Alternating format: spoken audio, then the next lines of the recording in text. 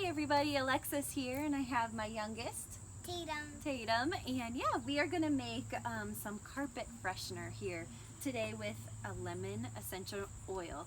Now this is one of my favorite oils for cleaning. One of my go-tos in the house is doing the carpet freshener, and simply all you need is pure baking soda as well as your lemon essential oil.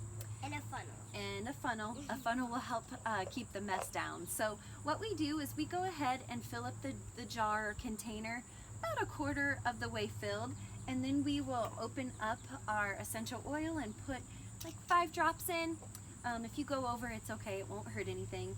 And then we go ahead and we add more, another quarter and another quarter, and each quarter we add about 5 drops of that lemon essential oil to the container here, and give it a little shake when we're done. And basically what that's going to do is it's going to freshen your carpets, make your house smell so good, and it's also going to help sanitize the floors. So great use for lemon essential oil, super costly, and I think that's it. You got anything else to say? No. Nope. All right, bye guys.